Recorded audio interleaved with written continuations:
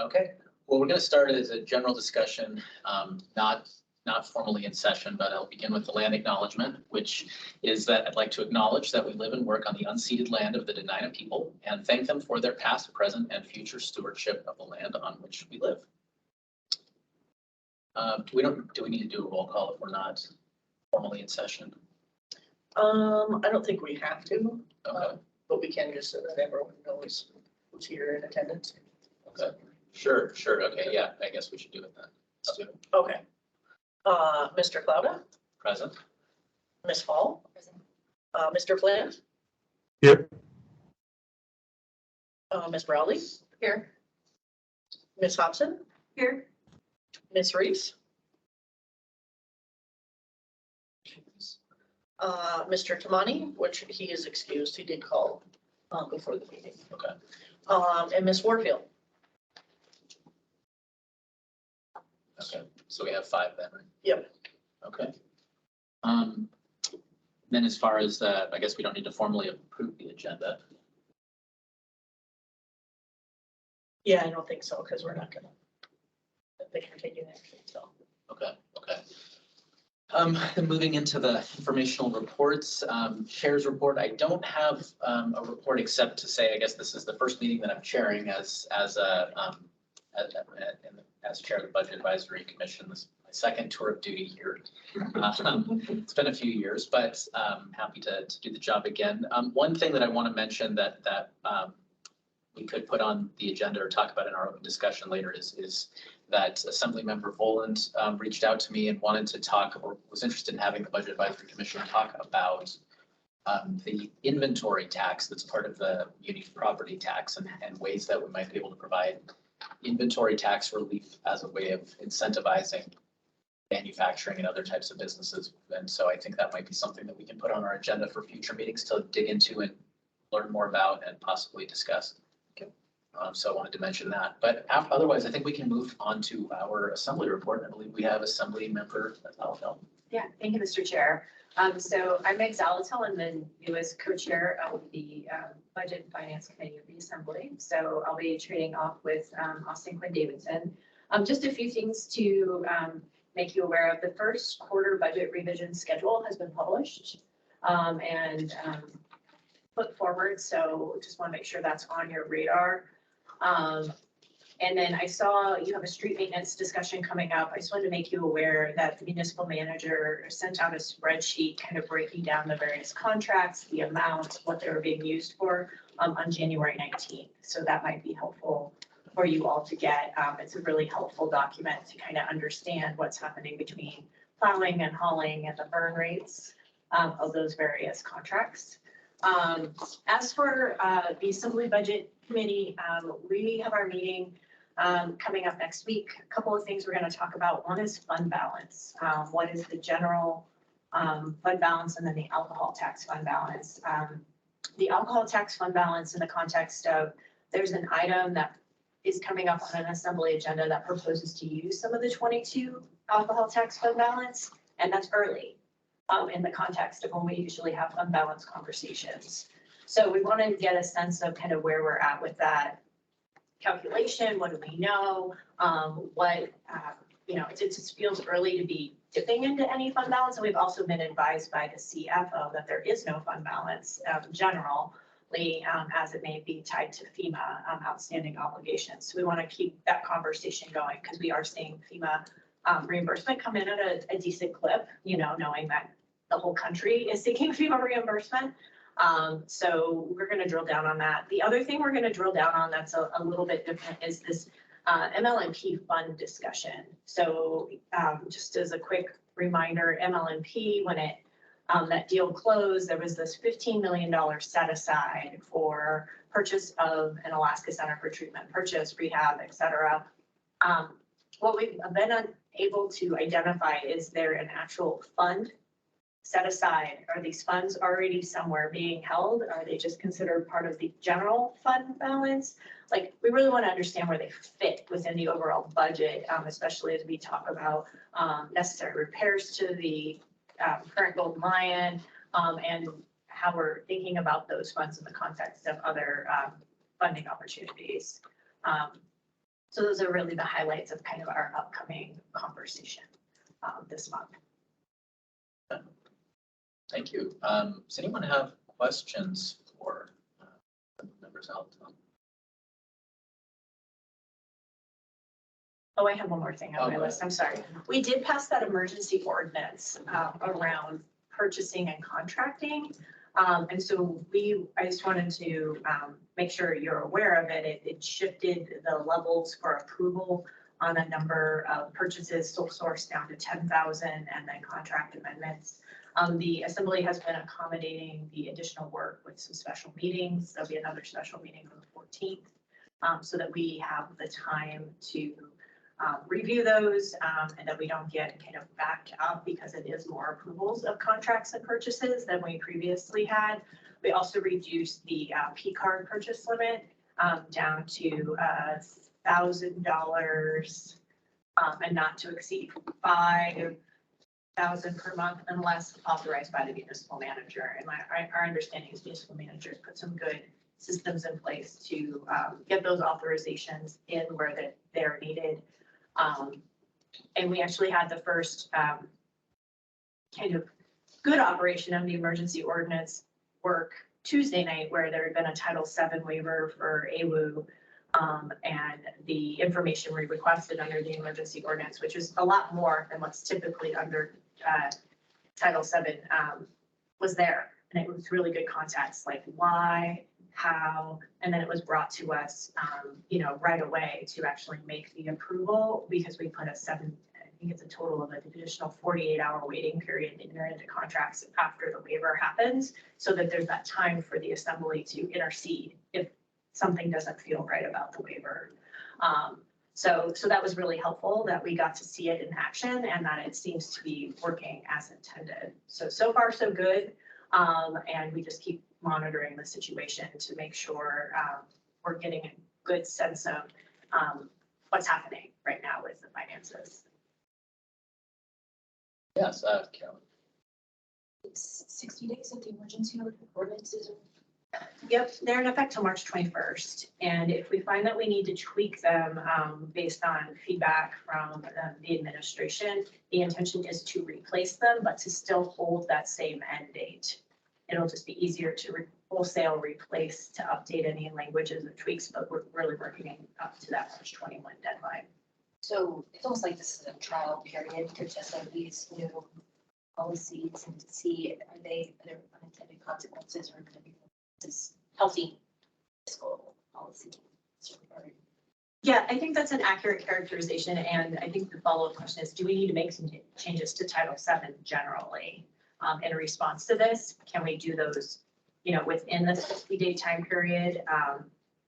I think there will be a real conversation, particularly around the one around purchasing and finance, is do we need to extend it a little bit longer? I believe an RFP is set to go out from Assembly leadership for a review of Title VII from that kind of procurement lens with those experts to see if there are some omnibus changes that might need to be made to Title VII. But right now, given what we know about the allegations, while we investigate what's happening in the municipality, we want to make sure we're really diligently exercising our oversight of the municipal funds.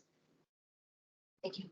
So hypothetically speaking, if there had been past abuses of procurement ordinances, what recourse does the assembly have to address those? Yeah, great question. There's two ways to look at it. Audit always looks backwards, and these emergency ordinances are trying to protect us forward in the interim. So audit would look at those. We have a number of audits that were already kind of scheduled, sole source, and some contracting audits. So probably the best thing we can do is fix the code if there's something fundamentally wrong with the policy. That's usually been our response. The other thing is audit will often make specific recommendations to departments if they're finding that code isn't being followed correctly and recommend specific corrective action, whether that's through a change of internal policy. We saw that previously with the P cards where there were some problems with them, and then audit recommended tighter policies and procedures, and those seem to have gone into effect and help solve the problem. It isn't a lot of like undoing things, because those contracts, of course, once they're issued, that work gets done, everything goes into motion. Because the municipality is constantly moving forward with all of these services and projects. Yes.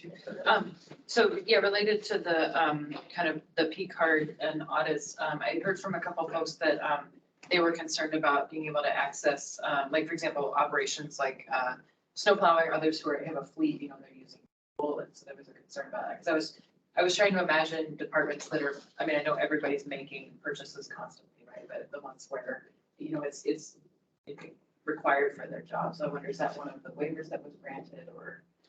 That would be up to the discretion of the municipal manager. We Okay. really left it in his discretion to make sure that things would grind to a halt. That's not the intention. It's the intention to be, have oversight and to have someone making sure that if there is an exception, that the exception is proved and hopefully documented. Okay, so that's under the purview of the Yes, that's what I said. Just an app, so specifically to P cards, fuel is not an actual allowable cost on a P card, because we have fuel cards specifically for that. And that's part of our contract, and, you know, because we don't just fuel up at pumps. Sure. And so we have tanks and all of that, so as far as the emergency order and related to the P cards, it's actually, fuel is one thing that actually isn't part of it. Oh, okay. Yeah. Yes. Let's see, Ed, other questions for Meg? I have one then too. If the assembly declined to approve the Holden Hills development, and it sounded like it wasn't that it was more of a hiatus on approval for it, I guess, if I understand right. So what was the reasoning behind that? Yeah, so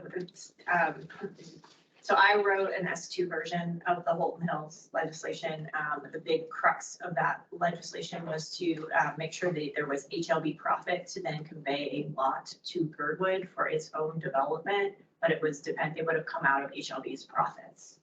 And so I moved to postpone that item indefinitely because I don't believe there's expertise or ability of the administration to protect the municipal interest with HLB in order to effectuate that specific portion of the deal. And that was why. Thank you. Let's see, if there aren't any other questions, I appreciate being here. I unfortunately have to leave early today. I'm working on calibrating my schedule to this new role. So, but thank you. Let me know if there's any additional questions that come up. Thank you very much. Thanks for me. Then do we have, I think next up is the school district report. I think we probably have our friend Andy Yep, they are on. and, Kelly Lessons from the district. Yes, I'm here as well. Andy, do you want to go first since you're doing the nuts and bolts? Sure. Yeah, I can go first. And really, I got to go in about 10 minutes also. But really, we introduced a budget to the school board this past Tuesday, I guess, at the board meeting. Not a whole lot of structural change to the budget and the services we're offering. The biggest thing is going to be an increase of 1 to the pupil-teacher ratio, so extra student in every class. Most of our budget is going to be, there's a lot of our budget's going to be funded by one-time money. We have about $45 million in fund balance, of which about 16 of it was one-time money from the state this year that we didn't spend, and we're going to push it forward towards next year. And then another 20 million in remaining ARP funding, so the Easter stimulus money to help offset some of the losses there. So about $65 million in total in one-time money to support our current budget, and then increases in class size, and then some reduction in administration and ops and maintenance areas for the most part. There's a whole lot of reorganization too. So if you go look at our budget, there's a lot of ins and outs, but those are really the biggest moving things. I'd also say the tax request is going to go up by almost $8 million for the required local contribution, and that's what's based on the value of property taxes. In calendar year 22, last year, the city reset the assessed values, and that went up. So that's what's really driving this. But as those taxes go up for the required local contribution, the state contribution goes down by the same amount. So it's not new money to ASD, it's just a shift in who pays. So that's the other big thing you'll see if you go and look at our budget.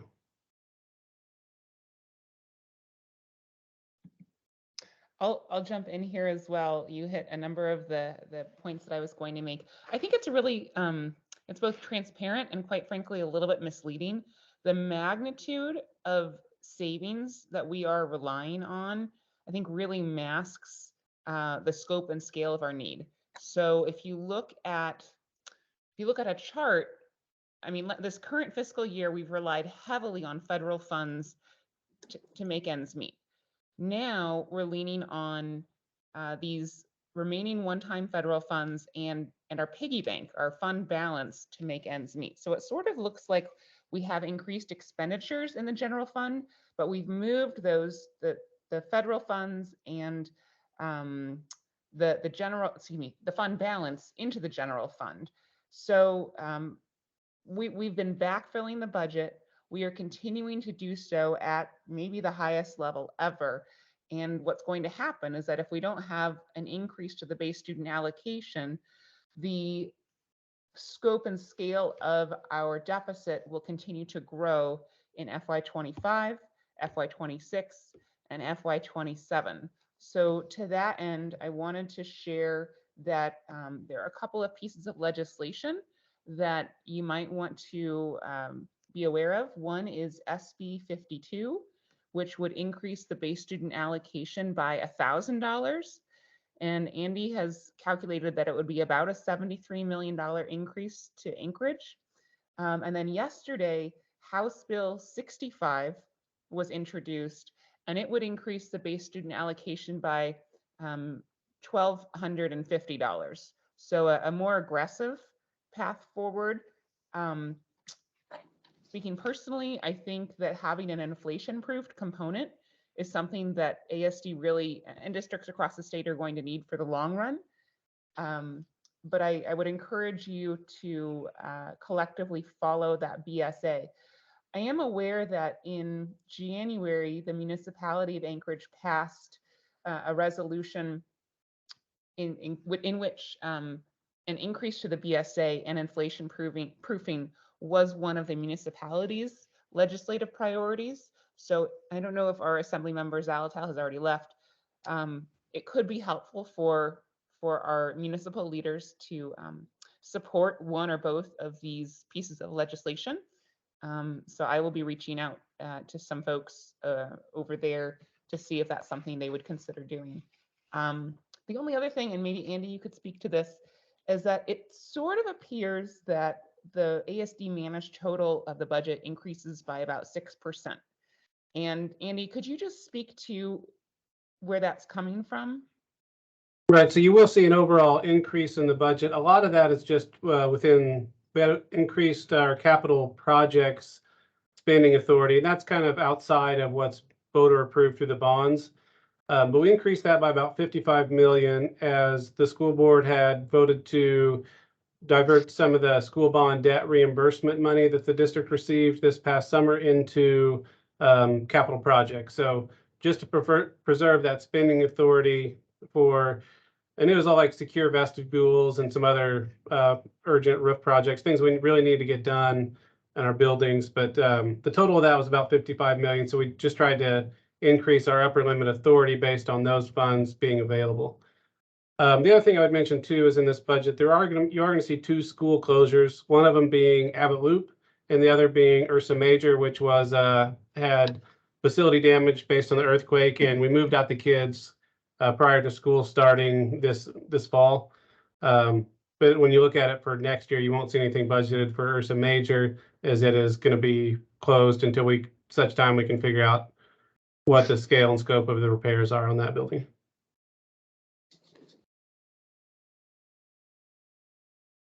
Thank you. Does anybody have questions for Mr. Ratliff or Ms. Lessons? Yeah, Anna.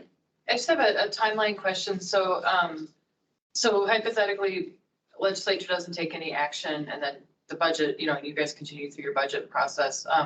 When would the school district be approving it, and then when would it go into effect? So the school district is set to approve it on the meeting on February 21st. Then it goes to the city. It has to be by charter to the municipality by the first Monday in March, and they'll take it up at their 2 meetings in March. And then after that, we just wait and see what the legislature does. And if the legislature makes changes, then we'll do a revised budget. And sorry, remind me, you guys are on the fiscal year July to June, is that right? That's correct. That's when it'll take effect. Okay, thank you. So either of the two bills that you mentioned, the $1,000 increase or the $1,250 increase, either of those would be one-time increases to the BSA, right? There's no inflation proofing component. That's correct. As far as I've seen, they have not been amended to have an inflation proofing component. I mean, they are both very bold, considering that the increase to the base student allocation for FY24 is currently $30. $1,000 is significantly more than $30, which is going to net ASD about $2.6 million next year. So I think both of those proposals are tremendous and necessary. The Legislative Finance Office prepared estimates of what, considering districts' purchasing power, if the BSA were to be revised to align with FY17 purchasing power, it would need to increase almost $1,200 to $1,195. And if the BSA were to align with the purchasing power that districts had in FY15, that increase would be, $1,348. And it looked like the $1,000 BSA increase would cost the state of Alaska about $257 million. And I think every $100 increment of the BSA thereafter is about $26 million. There's a very helpful document from Legislative Finance dated January 30th, and that was posted to the Senate Education Committee. Thank you. Other questions on school district? So, Nolan, through the chair, so one-time funding, so that would mean that after this year, then it would go back to the old formula? Is that what you mean by one-time funding? Oh, Or you're just saying- I meant just that it would, it's not Not inflation. increasing this much this year and then this much next year, that it's It would just, just be across the board. Yeah. That increase going forward. Yeah, that's correct. Both pieces of legislation rewrite statute to say that the base student allocation would be X amount. Got it. oh, yeah. Yeah, I guess I said it funny. However, we have relied on doses of one-time funding outside the formula, both from the state and then certainly from the federal government in the form of our 3 rounds of federal relief funds.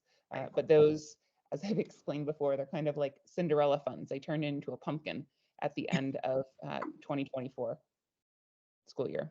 So we need to use the remaining about $20 million for this coming school year. And I will, you know what, as long as I've got you, I think it's really relevant to share the extent to which our federal funds have been allocated to maintain classroom teachers. This was an item that came up at a recent House Finance meeting, maybe last week. And many legislators were unfamiliar with where the money has gone. And considering that we haven't formally allocated funds towards FY24, as of last March, we presented in a joint ASD assembly meeting. ASD has received roughly $172 million in federal relief funds and has allocated more than 80 million of those dollars to maintaining classroom teachers.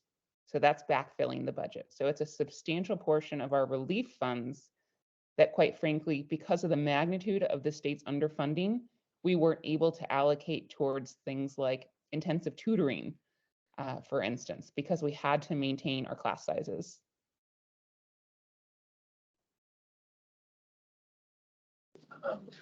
Other questions? And where in the process is the legislation going? Like, does it seem good prospects in both the House and the Senate of an increase one form or another?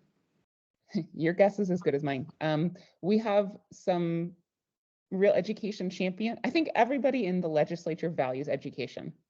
You know, we all want growth for our students. Our legislators expect it. And I think one of the things that I heard, I was just down in Juneau with Board Member Wilson and some of our ASD students. And, you know, there is an interest in where the money is going. People certainly use the term accountability on a number of occasions. But we're really, I think that both BSA increases, you know, really look at the fact that the BSA hasn't changed since August of 2016. So that's this year's sixth graders. The BSA hasn't changed since they were kindergartners. So I think that both BSA pieces of legislation, you know, attempt to remedy that.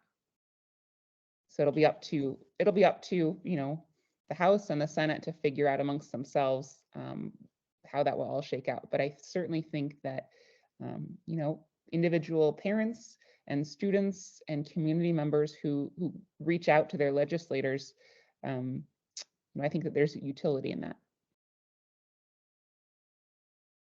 Thank you very much. Yeah, if there are no other questions, then I think we can move on. I appreciate both of you being here. All right, thank you so much.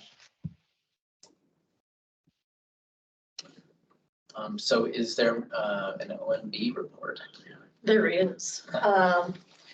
So as Assembly Member Zolotil reported earlier, we are in our first quarter budget revision. So this is the calendar that was sent out to the departments. And this just kind of highlights high level time frame of how long it's going to take us to get to submission of the budget. And by code, we have to get the budget in by the first meeting in April. And that's working backward from Treasury meeting to mail out the property tax bills by the 15th of May. So the time frame to get them the information, the printing of the property taxes and all of that. Oh, I think Rachel's trying to get in. Sorry, so just in order for us to get all the information to them for the property tax bills to get printed and then to get mailed, we have that built into the calendar. So that is all built into this information with the assembly meetings identified. So departments work off from this. The administration works off from this, OMB works off from this so that we can meet all of our timelines and get the budget submitted. This is a faster timeline than what is done in the fall when we do the approved budget. So this budget, the revised budget, is only in front of the assembly for 2 meetings. So the first meeting, it gets introduced in April, and then in the second meeting, they take action on it. So the public hearing and the action in the second meeting of April, again, so we can meet the Treasury deadlines in order to send out property tax bills. So that's most of what OMB is working on right now with the departments and getting this done. The other thing that we had on the agenda in the last meeting that has now been approved is the bonds. And so there are, I believe, 5 bond propositions that were approved by the assembly. So our major service areas are getting bonds. So the area-wide public safety and transit bond, our Anchorage roads and drainage service area bond, the parks and recreation service area bond, the fire service area, the Anchorage fire service area bond, and then one that, to my knowledge, in my 10 years that I've been here, I don't think we've seen one before, but there is a Chugiak fire service area bond that will be on there. So they have requested to bond for some equipment that they need to purchase, and that will go in front of their voters, the Chugiak Eagle River service area. But additionally, area-wide, voters will also see it, and it has to be approved by both. So just, because the full faith and credit of the municipality is behind every single bond. So although Shugiak Eagle River is responsible for paying inside of their taxes and mill rates, area-wide has to vote on it and approve it in order for it to pass altogether, because in the event that they were to, financially not be able to cover that, we ultimately, the municipality as a whole would ultimately be responsible for covering it. So it does take a dual approval in order for it to become voter approved. So. Yeah, Carolyn. Um, Oh, and I'm sorry, before you go, I did want to acknowledge that I think that Rachel Reese joined us, and so we actually do have quorum, so we can be in session. So, sorry, go ahead. Okay, thank you. Does that, what you just explained about Shugiak and the fire service area, that kind of dual approval, does that also apply to nurses? The LRSAs don't bond, so I'm not really sure how that would work, because they're so small. So when you mention nurses, it's not that that's a bond on the ballot, it's just their own road service area thing that they. Yes, so their powers are specific to whatever the voters in their service area have allowed. And so a lot of the LRSAs are just road maintenance availability, whereas the Shugiak Fire Service area, their allowable powers are of a larger magnitude. And so they have the ability to, inside of their powers, request a bond for what they're doing. So I get, it's probably more of a legal question, but I guess if the bond were related to LRSA's powers and they wanted to approve it, I'm not sure we couldn't do it, but it would be interesting because they have very small mill rates. So generally the LRSA's like mill rates, their allowable maximum mill rates are very small. So they probably wouldn't be able to pay the debt service on it anyways. They would have to vote to increase, to tax themselves to increase their mill rate. But in theory, it's probably a good question. Yeah, they may be able to. But again, this is a new one from Shugiak too, not because they didn't have the ability to do it. It's just something that they've always just paid for their equipment and stuff. And this is a time when they've said they can't afford to do it. So they want a bond now to do it. But maybe that's something we can put on the agenda for a future conversation of bonding is, yeah, if LRSA could also to do that. You can't do maintenance. So a little bit more about bonds. You can't bond for maintenance activity. Bonds have to create or extend tangible assets. So basically brick and mortar. So building roads, building buildings, replacing roofs, those kind of things. So I think that's kind of where we would get back into LRSA because I think their powers are really about maintaining roads. And so and maintenance is an allowable bond expense. So. Well, yeah, no, I had to go all the way around in it because I was like, I wonder if they could. So, yeah. So that's something, the information from that, OMB will have, what we call bond fact sheets. So it's just a sheet that says what the projects are and a description of those projects. There is no, no political language in it. It is not, do these things. It's just a knowledge, document that goes out to help people to understand what the requests are.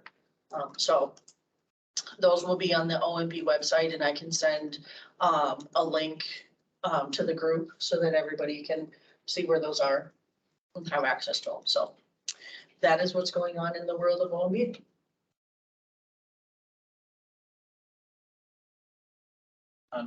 Do anyone else have OMD questions? Okay, well, then I think let's move on to our next item about our BAC member reports, talking about department assignments. And I don't know, does anybody have a department assignments or to discuss, including folks who have joined us on Teams, which I think is Brian and Rachel.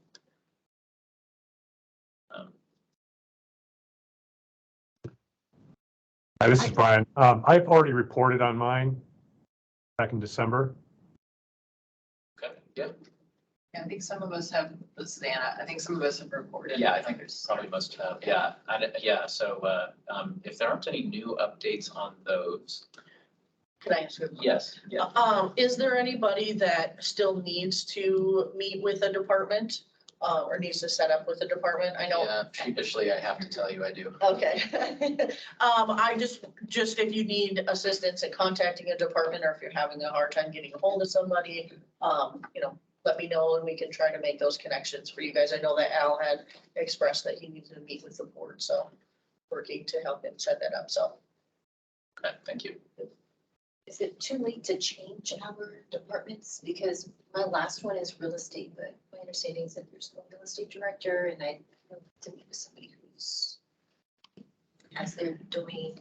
If there is not a real estate director, but I would recommend reaching out to Lance Wilbur and he probably will help you. Otherwise, Tiffany Briggs, who is in real estate, and she is the one that kind of does all of those projects right now.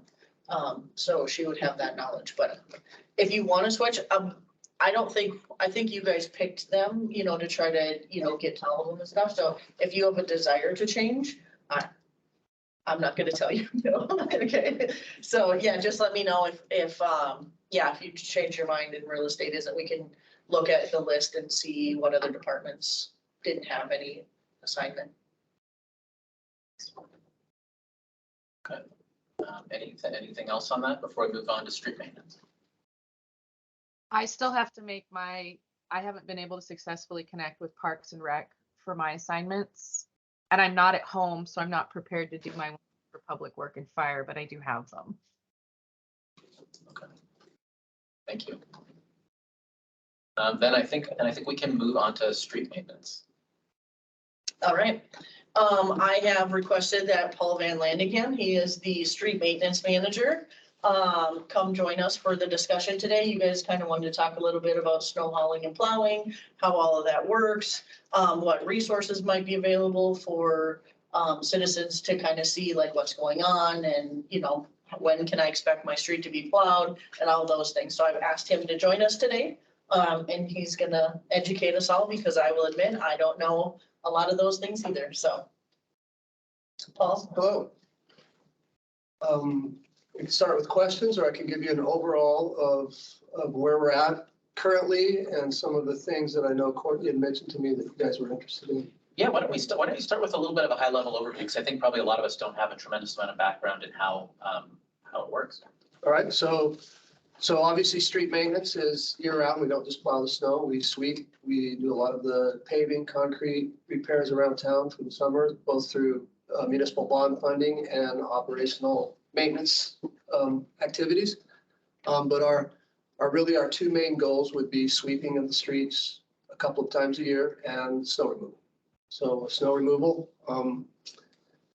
it goes anywhere from our goal of hitting neighborhood plow outs within 84 hours after a snowfall and snow hauling and removal. Then it works into spring breakup, control of runoff and plowing of all the drains and everything would start in about April. Obviously this year has been a tough winter for us, for everybody. But it started right off the bat. We've got those 61 inches in about 5 to 7 days right off the bat that put us behind the 8 ball and will keep us there until this stuff melts this year. Truthfully, there will be no catching up to that this year. We're maintaining it, and as some more snow falls, we're just getting a little further and further behind. That has nothing to do with manpower, has nothing to do with the resources available. It's just the sheer volume of snow that we've received and where required us to start hauling snow out of areas immediately. Usually we would just now be getting into snow haul operations, where this year we were forced to get into there immediately following the first snowfall. Usually we're 5 or 6 snowfalls in to a winter before we're required to start hauling snow. So right from the get-go, we were dug in deep, and we're going to be there right up until the sun starts melting it for us. So but some of the resources available to everybody is obviously the best resource is our dispatch center at 907-343-8277. It's manned from 5 in the morning till 7 at night. And you can get a live person that can direct your requests either to supervisory level or can steer you in the right direction on what other departments to contact, to include the DOT.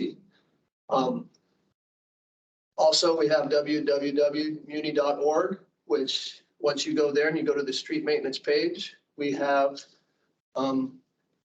not to the minute live updates, but we update our plowing progress at least once a day, if not twice a day, usually in the morning and once in the evening. And that will get you is, number one, have we declared a plow out yet? Every time it snows doesn't automatically kick off a plow out. If we get a little 2 or 3 incher, we're not going to start bringing in all resources and basically spending the overtime for 2 to 3 inches. Anything over 4 inches, that's when we declare a plow out. That's when crews are called from their days off to start what we would call our plow out, which is our goals and hopes would be that we can complete a residential plow out in 84 hours. That's from the time it stops snowing, gives us about a 6 to 8 hour window to plow all of the arterials collectors, which are your Lake Otis, 36th, Arctic, Spenard, 15th, Denali, some of those types of streets. Once those are complete, again, in about a 6 to 8 hour window, that's when we start our plow out. And that's when our clock for 84 hours begins. It's not the minute the snow stops. We have to go through, get all of our arterials collectors. Once those are done, that's when our 84 hours starts.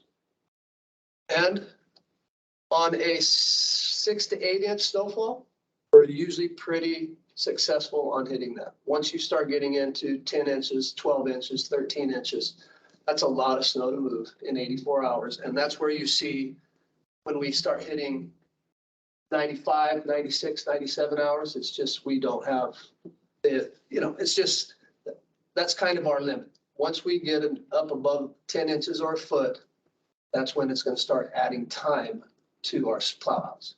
And then another one that hurts us are the back-to-back. Say we get 48 hours into a plow out and then it snows another 6 inches.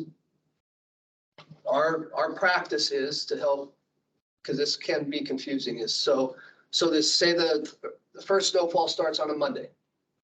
We get that, we're 48 hours in and say we're on, so day 2 of our plow out, we're halfway through and it wake up and there's 6 more inches of snow on the ground. We stop the plow out right there where it's at on the map. We pull our resources out and we start plowing all of our arterials and collectors again, which again takes 8 hours. Then we go right back into the plow out and we start right where we left off. We don't go back and erase it again. So we go right back to where we're at, but the clock starts again. So you got 84 hours, you start halfway through and then you make full circle. It's not that we count that as done, but we don't want to go back and start over. So, because then what happens is people on the end of our plow out are now waiting 6 to 8 days to get their service. So what we do is we start right where we left off, we come back through and theoretically, everybody is still getting plowed within 84 hours time frame. That's perfect world. A lot of times what folks don't understand too is now with, and it's been about probably the last 6 or 7 years, now we're dealing with solid waste services or refuse disposal. We have, what am I looking at? We have regular refuse and then we have the recycling. So we have to work around garbage days in all the areas. There's nothing like, for instance, if you look at our plow plan A model, everything east of Muldoon is a Monday trash pickup. Well, the last thing we want to do is start a plow out on a Monday east of Muldoon. So where we're hoping to get to within the next year or two is be able to find a way to put that information out that makes more sense on the website. But right now, so basically what we do is we put a narrative out every time it snows is we're in a plow plan A with the exception of sector 32, sector 20, sector 10. The reason we're not in those areas 9 times out of 10 is because of it's garbage day. But we don't want to affect our whole rotation every time just because garbage days are in certain areas. We try and stick to the schedule as close to as possible, but it's a mess. If we try and get in there and work around everyone's garbage cans and everything, it's not a very good product. And we're running each other out of the way with, we're trying to get in there with our the garbage trucks, all of our graders and everything. So we've chosen just to skip that area for the day, and then we follow up with it the next day. But to try and put all of those different scenarios out on a map or a website gets very confusing on top of what's already confusing. So we've gotten better over the last couple of years of getting this information out. We're looking into ABL, we're looking into a lot of different technology, but again, it's expensive. It takes time to get it put into this equipment and to what benefit? Is the investment really going to reduce the amount of complaints or questions that people have? In my opinion, not very much. Because most people really don't care why their snow hasn't been removed within the first day of plowing. And just knowing where we're at isn't going to make that go away. So I think more information out there, being more transparent on what we're doing and explaining how we do it will get us further than where are we at up to the minute plowing. Another thing that is important to us and important to the public is our sidewalk and pedestrian amenity snow removal. That is a priority 1 for us. The same level of priority as our roads, our sidewalks. The thing that people don't understand is all sidewalks in Anchorage are not on the list for maintenance. Most of them are all of our arterials and collectors, their main thoroughfares, and those around some of the schools. But Anchorage right now is not to the point where all residential sidewalks in Anchorage are part of our maintenance program. In fact, a majority of them are not. And I know that's probably a direction where people would like to discuss where we get to. What everyone needs to understand is there isn't enough room in these neighborhoods for the snow to be removed from the street and the sidewalk without hauling it off. Right now, we're spending upwards of $3 million this year to haul all the snow off the streets, and that's not including all of these sidewalks in residential areas. So that's something that is going to have to be worked in over the years. But what we do right now is all MOA maintained sidewalks are priority 1 for us and are usually completed within 48 to 72 hours when we are in a plow out. It's not done afterwards. It's done concurrently with our plow out. So the minute we call a plow out or the minute it starts snowing, our folks are on sidewalks maintaining them just like they would be a road. And then, but another thing, and I don't want to throw anybody on the bus, but there's a difference, right? We got MOA maintain things, you have DOT maintain things. So there's a noticeable difference in the level of maintenance that are done to these 2 facilities. So until the powers that be get together and we figure out what's the best way to do this, there will continue to be a noticeable difference in those. So, but I just want everyone to know that, yeah, that's a priority 1 for us. And then the snow hauling. The snow hauling this year, there was a lot of questions on why your Lake Otis, your 36, your Arctics, your multi-lane streets were left at 1 lanes as opposed to full lanes this year. Like, for instance, Lake Otis is a 4-lane road. For a majority of December, it was a 2-lane road. The reason that was a decision that I had made so you could have 2 of the 3, right? You could have the street wide open and you can have pedestrians there, but you can't have them both. There's bike lanes, there's pedestrians, and there's streets. You get 2 of the 3 most of the time, but you can never have 3 of the 3 with the level of our budgets right now. We have to have more money as we progress, as we want more work done.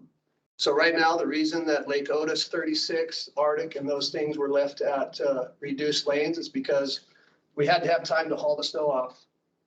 And the only way I could keep the pedestrian and the sidewalks open was to reduce the travel path. So I chose to reduce the amount of traffic on the main roads to let people have a place to walk.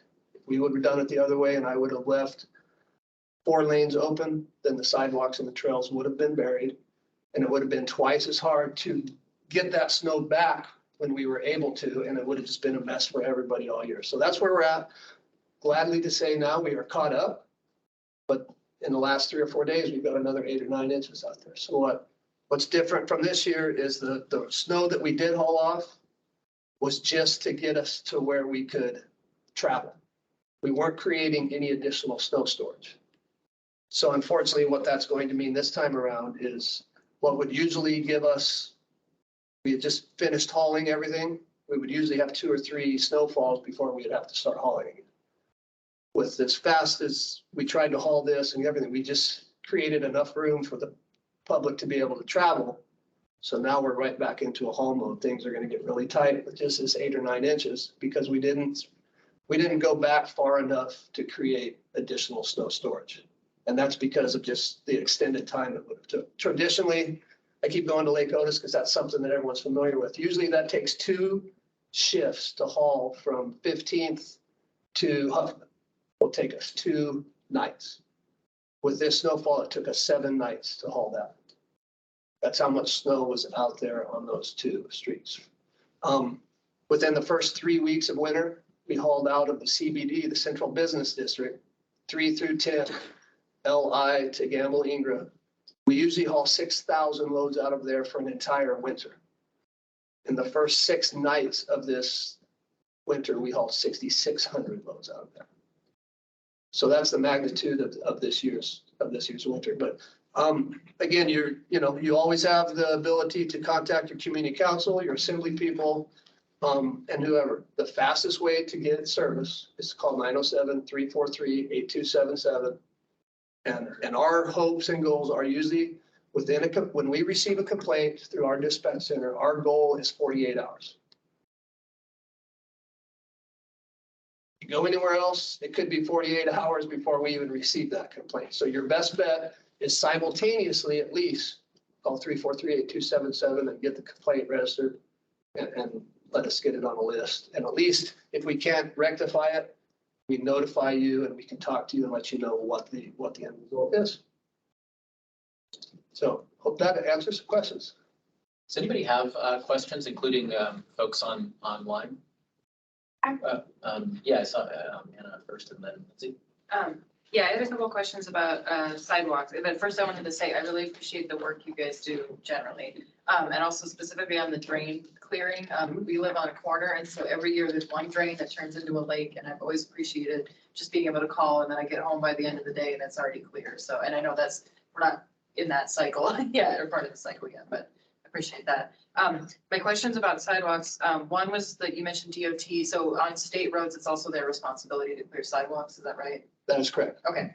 And then I was just curious, because I'm certainly interested in keeping our sidewalks clear, and I've heard from, a lot of folks all over the city frustration with that this year.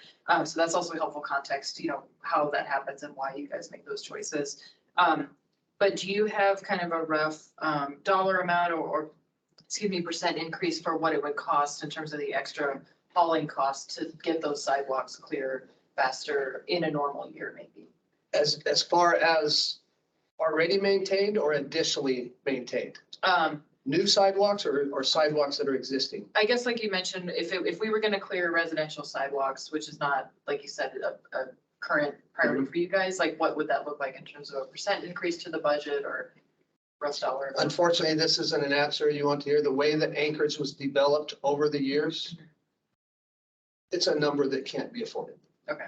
I mean, I could come up with a number, but it would almost be comical, the number that I would throw forward. But I am more than happy to look at it. I need to plug it in, but it is for Anchorage to clear all sidewalks in residential areas. It's a fantasy question. Okay. I mean, that's the reality of it. Okay, so maybe it's some kind of incremental increase, if not. It would be huge. In fact, I don't know.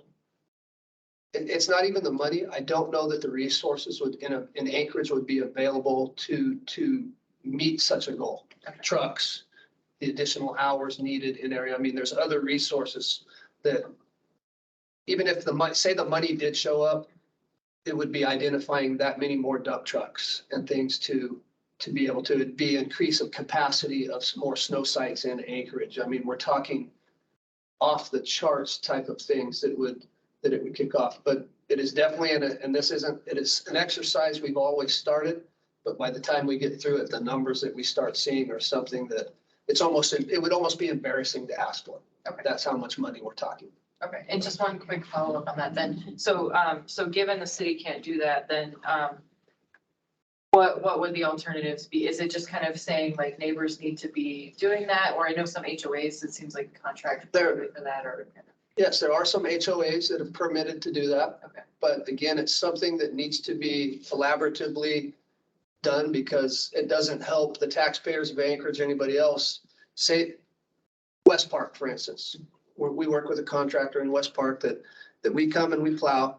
They do the sidewalks. But the sidewalks that they do, they throw that snow into the road. Right. Which really doesn't help the problem because it's just there and then it's reducing the width of the streets that much faster and that much further. So something that needs to be looked at is, and this is where a lot of folks, they want their sidewalks cleared, but they don't want that snow put in their yard. Sure. So needs to be some things that are talking about, these sidewalks in homeowners associations areas. What it all comes down to is the limited right of way, right? We can only store snow in the municipal right of way. That's where the problem comes in these residential areas, is everything would have to be brought towards the street side in these residential areas, because in most places, the sidewalks that are in your neighborhood are at the back of the right of way. So we have no ability other than take the snow out of the neighborhoods. It's not just the matter of plowing it and putting it somewhere else. It is removal of those. So that's where the costs start coming in. These homeowners associations, and West Park has been very good about it most of the time, is an agreement from the homeowners that that sidewalk snow gets deposited on the back side of the sidewalk as opposed to the street side. And if we could come up with something like that citywide, I think that is something that can benefit everybody. But if we're just going to have somebody out there blowing the snow into the street on no schedule or anything like that, then it just becomes a problem for everybody. So that's the next step, right? As we grow as a city and things like that, and we go to more of a non-motorized type transportation area, is those types of conversations need to start. And I think that's where we're at. I think the assembly, I think community councils, I think people in general are wanting better service. And they want to know, and so that's where we have to get to. We just got to get in a room. We got to figure out what's the best way to do it. And I think that's coming sooner than later. And Lindsay had a question. Oh, yeah, so my question, and it's been several years, but I recall a discussion about, I think that part of the frustration is people don't understand, residents don't understand which roads are which. And is there a map online that shows which are the state maintained roads? Because the other thing that's confusing to me is that sometimes aren't there some that the muni maintains on contract, there's state roads that the muni maintains on contract? So Taurus, transfer responsibility. So there are some state roads that's our summer maintenance, but then we take over the winter maintenance and vice versa. Is that where you're going to? So yes, there is a list and a map on our website. And Courtney actually brought that up to my attention last week. We were talking that sometimes it can be difficult to locate. So GIS department, GADIC has been helping us with all new mapping and things this year. So once I get back to the office, I'm going to go through it as an aid person, just see and we will get those identified a little bit better. But yes, there is a map on our street maintenance website that identifies state versus MOA. And then there are just a few that we take over for the winter to plow because it just falls into our routes a little bit better. And so then on the sweeping schedule, those revert back to the state. That is correct. So it goes from October 15th to April 1st.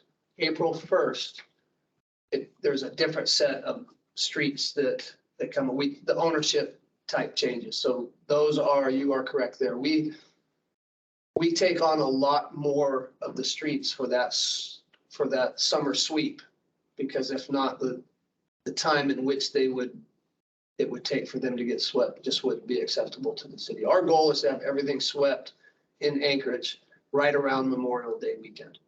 That's kind of our kickoff, is we start hopefully the first or second week of April, and that gives us every time, and we're right in there to try and finish our residential sweeping around Memorial Day weekend. And then in terms of funding for the additional snow removal that the community takes on, how is that compensated? Does the state reimburse for, the hours and like a percentage? Is it percentage? Yes, based or- we trade some of ours back to them, so every year we get together and we swap miles. Okay, So it's compensated that way, but we also have, annually, the legislature does give the city money for certain things. So yes, we are compensated. for that incremental piece? Yes. Okay. Let's see, other questions? Do Brian or Rachel have questions as well? I want to make sure you guys have a chance. It's okay if you don't. I've got one. You mentioned at the beginning that it wasn't so much about resources, but about just the amount of snow we got. But it had been reported in the media when we get the snow that there were a lot of vacant positions. Was that, how much was that a factor? Was that? I mean, obviously so traditionally at street maintenance, when we have been fully staffed, that not only allows for the plow outs and everything, what that does is what puts a fire team, gives us the ability to do things outside of plowing or anything, say, it's the potholes, say different, it gives us the ability to work on multiple things at once. So as far as the response to this plow out, to this plowing of the snow, the hauling of the snow, those vacancies, what that did is they prevented us from being able to do all of that, plus what we traditionally do when folks call in, something that may be, my mailbox got knocked down, I have a sight distance issue, or AWU has a water break, they need some additional support to make sure the drains and things are open. So that's where that really hurt us this year, was having those vacancies. It didn't give us the ability to be able to respond to unorthodox, unrelated calls. Our crews are a little bit shorter. So what that does is if people call in sick, what it did, it forced me to reduce the amount of people that I was able to let go on vacation at the same time. But those were adjustments that were made. So it took away our ability to be flexible on certain things, but that isn't the reason why it took us so long to get all of this snow. If I could have 20 more people there and we would still, it's based on, you can only move so many loads of snow a night and things like that. So yeah, what it did is it prevented me from doing things that we traditionally are able to do while we have been plowing. That's what those vacancies did to us this year. And since then, we have interviewed and we're getting closer and closer to being fully staffed. So you're starting to see some of those type of complaints, if you were able to see them, start to go away a little bit faster. Yeah. First of all, I want to thank you very much for all the work that you've been doing, your crew's been doing. And I've seen you in the news, quoted in the newspaper and TV and everything. I appreciate your Thank you. ability to communicate with everybody. And I also want to thank you for prioritizing pedestrian safety when you're talking about one lane that is, well, I live on off of West Northern Lights, and we were down to one lane for a number of weeks, whatever it was. But I appreciate, and I don't know how difficult or easy the decision was for you to prioritize pedestrian safety. Because I think that oftentimes, because we tend to be, historically been a vehicle-driven city when it comes to transportation, oftentimes we don't think about the safety of non-motorized vehicles and pedestrians. So I appreciate you bringing that up and for you to make that decision too. Then you had mentioned, I think the acronym was AVL earlier in your overall. Automatic vehicle locating. So where we could, AVL. AVL. So where you see the maps that we were updating, where you see so we have our plow out map, which is, what are my three statuses there? Yes, do that because I'm It's on the tip of my tongue, but I can't even think of it. Anyway, instead of guessing, hey, sorry, my apologies, things going in my mind here. So when you pull up a plow out map and it shows our plan, you have basically not started yet, started or what? In progress. In progress. And then the other one is, we're headed there. What AVL would allow us to do is would click on your map. And obviously you would see where all of my graders are going. So there would be more of a planned response where you can say, okay, my graders are coming in this direction. You would start seeing, so basically instead of a map is pulled up and we have a whole block, a whole sector that is green because we're in progress. What you would see is it's in progress, but you would actually be able to see where the graders are going. So it would be true real-time reporting. Right now, we're as real-time as we can get because we have no method to track anything other than the status report we get from the operators at the end of the shift. That's why we only update twice a day. In the morning, the night shift gives us what they did that previous night, and in the morning we update, and then the day crew comes and works all day, and then they turn their progress into their supervisors, and that generates the second update. Where if we had AVL, those updates would be automatically sent from the equipment that's working to our dispatch center to the website. So when I was sitting there hitting refresh on my phone over and over again in the middle of the day, that's why it wasn't. Yes. Yeah. You got it. Yeah, so basically AVL is just gonna be a GPS for each piece of equipment. So that's literally what it is. And so just allows you to see real time where each piece of equipment is. It's definitely not something that all cities have. It's kind of hit or miss. Some of them do, some of them don't. Again, it's the, cost benefit analysis of, you can see it, but are they going to, give people that reassurance of when are you gonna get to me though? Sounds like a bus tracker system, but that's useful because you're saying, when Waiting, is the next yes. bus coming When's the as bus opposed next? to what is the schedule? Yeah, because again, if you're in sector 32 or whatever, and they're in 87, it's like, is that 50 away from me, or does that mean I'm next? Like I can see where you are, but I don't know, when you get to me based on that. So, that, again, that cost benefit analysis of where are you, but when do you get to me? That GPS isn't gonna tell you that. So. Yeah. So I apologize if I missed this, but with the AVL, is that something that's in the budget or it's gonna be proposed, or are you trying to onboard it now? I missed that part. It is listed as, so we've been tasked by the mayor to do an after action report, obviously on this year's snow response. So as we progress through this spring and we finish our after action report for the administration, that will be something that will be listed as, would this benefit the taxpayers or our operation? So it will be some options that are available to look at globally by the administration, by our directors and things like that to see, would this provide a benefit? Would the money spent on this AVL provide a benefit greater than the ability to contract out more graders? So it will be an option on the table provided by street maintenance up the chain, so we could look at to see what improvements are possible. Thank you. You're welcome. Zero time's not here. Should be. This is really slow, Did you so say- if there's Oh, not yeah. time here, it's probably just not updated yet. Yeah, go ahead, yeah. For instance, our plow out today, hopefully we will finish a plow out by this afternoon. From all of this snow this week, hopefully all streets will have been plowed by this afternoon, starting with Sunday's snow. Yeah, Anna?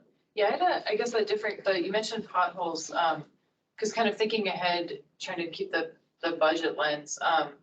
Are we seeing an increase in kind of potholes or seasonal? And I say that because I know it seems like we have more freeze thaw like toward the end of the season, especially, well, even in January. And I know in other places I've lived, they've talked about, the increase in that, basically climate change related. And so I wonder if that's something you guys are, like, is there a trend in the number of potholes? Anecdotally, it feels like maybe there is an increase over the last few years, but maybe that's just me. I'm just curious if that's something you're looking at and then what the budget implications of that might No budget implications. Again, that's part of our operational funding. I mean, very rarely do we exceed our pothole budget. So yes, over the years, you have seen some incremental increases in potholes. But you're also now seeing a downward trend in those because a lot of those potholes, and I hate to do it again, is separating DOT roads and MOA roads. If you notice, DOT has been doing a lot of resurfacing in Anchorage, fireweed. There's been a lot of work that the DOT's been putting out. What that is going to do, and one of the biggest benefits I see in that is the reduction in potholes on state of Alaska roads. MOA is starting to follow that same trend too by now resurfacing. And unfortunately, with the age of the streets in Anchorage, that's really the only thing you're going to be able to do to stop the sidewalks. Yes, the drainage and thing is a big thing, but the roads are so old pavement wise that we could fix all the potholes in one stretch and they not even be an existing one. But right next to the one that we have patched, more than likely, because the asphalt is just old and deteriorating. So all of these resurfacing jobs, yes, they're nice, smooth out the driving, but what it does is it's preventing the potholes from showing up huge.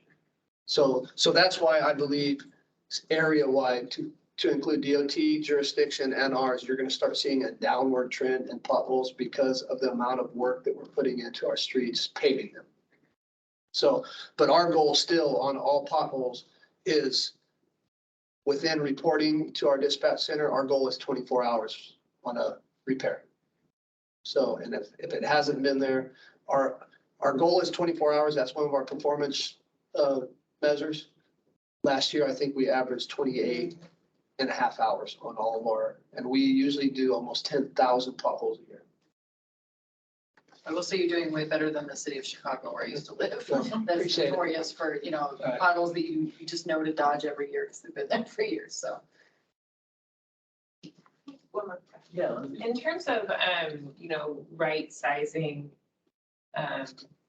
the street maintenance budget, I mean, looking at other sort of winter cities of a comparable size, I mean, is there any like sort of external check to make sure that, to make sure you're adequately funded and, because I think that we are making choices between motorists and personal safety and, so just to make sure that budget is the right size for the work that you do.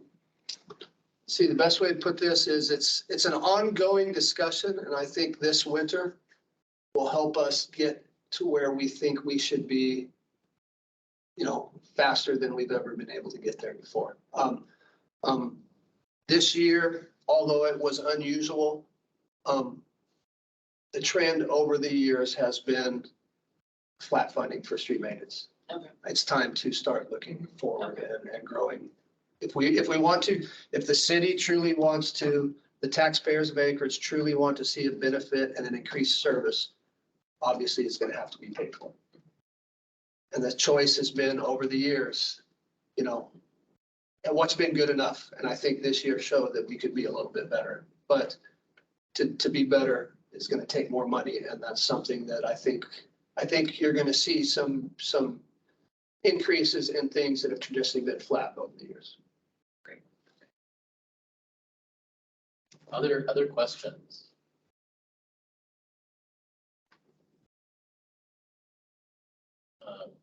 Don't see anything else, but yeah, it's super informative. So thanks very much for being My here. pleasure. Thank you. I think that clarified a lot for me and probably the rest of us too. So thank you. Thank you so much, and we appreciate your support. Thank you. Yeah. Thanks, Courtney. Thank you. All right, so we have the audience participation slot on our agenda. I don't know that we have any public members of the public. Huh? Do you want me to stay for anything more? I don't think so. We're just gonna finish up. But yeah, I don't think we have any members of the public here, so So I think we can move on from that. BAC open discussion. Anybody have items to discuss for Budget Advisory Commission in general? I just wanted to raise one. So a couple months ago, we've been hearing about the school funding issue, and then I just wanted to flag, or put on the table if the BAC would like to consider a resolution, especially now that there's bill numbers. But then also I think we should do, we should have a discussion about that and be informed. So I'm not just suggesting that we just pass, in support of those bills or one or both of them, but maybe that's something to think about and think about who we could ask. And I think it would need to happen at our March meeting, just because of the legislative session is finite.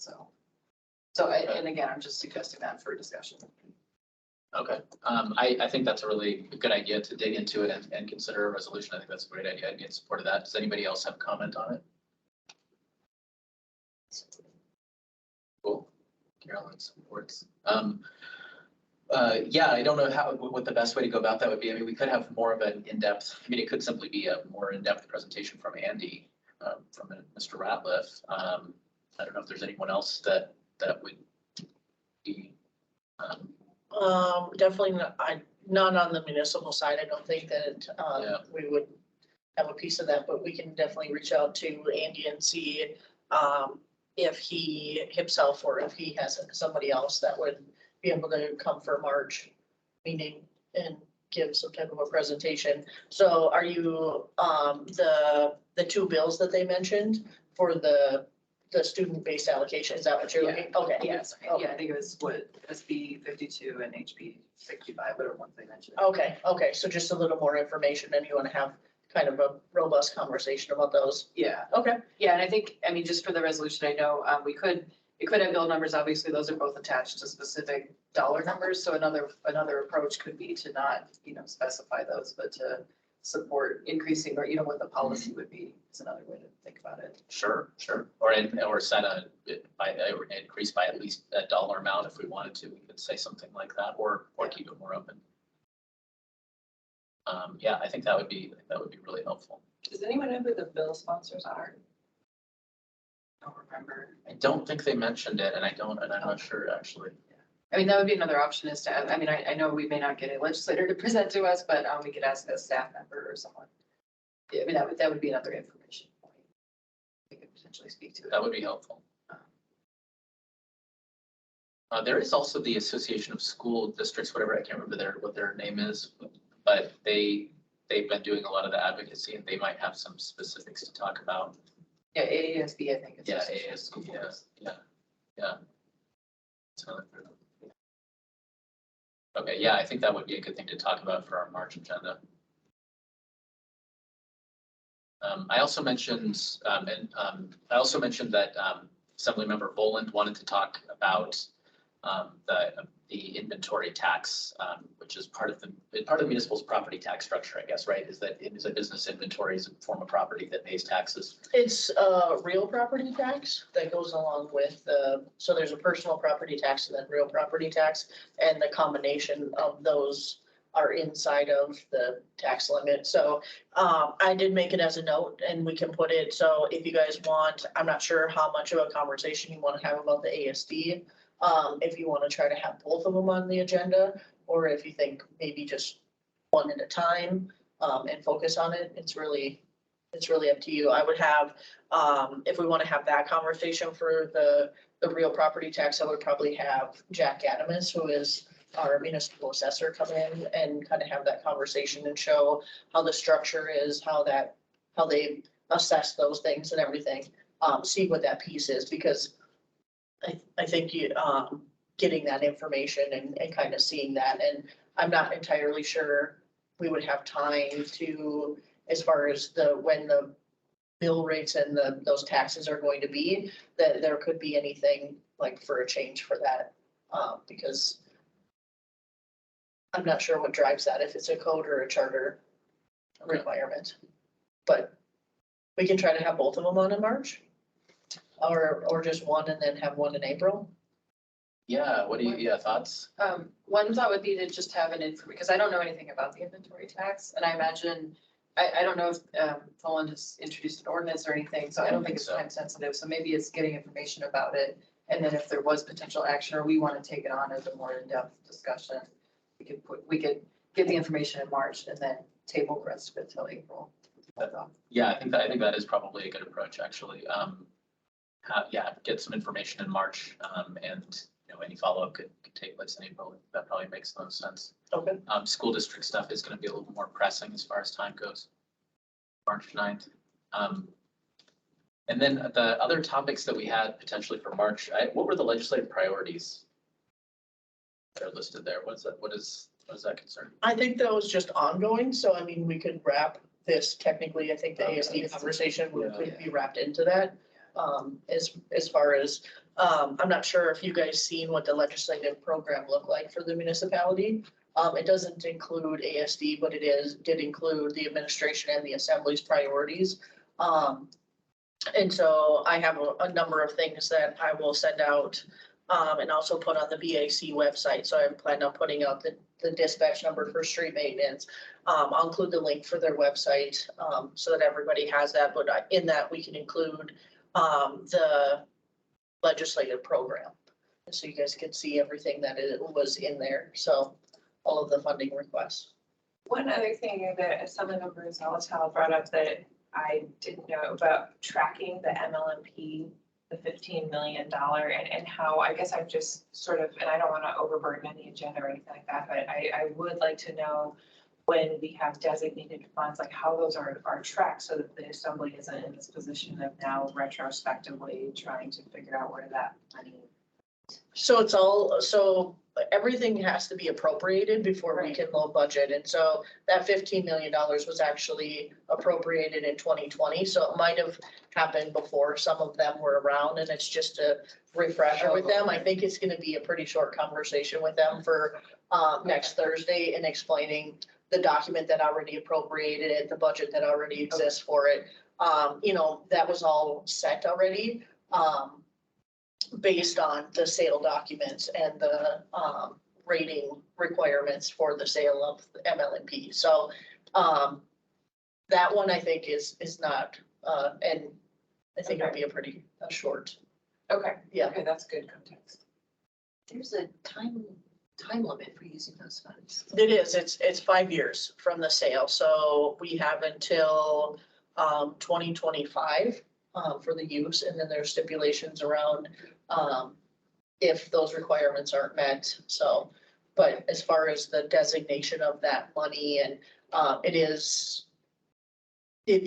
has already been used to purchase the Gold Lion building as part of that. And so there are requirements that will be around if it's not used, and if it is, and all of those things. So. Well, then we also have the electric vehicle impacts on fuel excise tax revenue, which I think is a very interesting topic that we should look at, but maybe that's something we can table for a future meeting, given that we have kind of some timely stuff. Yep. Okay. Yeah. And that was one that got brought up last month, I think. And so again, I don't know right now. I'm not sure that Treasury would be able to kind of provide us a lot of information, because I'm not sure if we're seeing any change, and they haven't provided any updated revenues based on the end of last year to, what their projections are for this year. So. Yeah, I think that seems like a down the road, so to speak, kind of a thing. Okay. Cool. Let's see. Then I think that we can take a motion to adjourn. To adjourn. All right, Carolyn moves to adjourn. I'll second. Anna seconds. Thank you very much.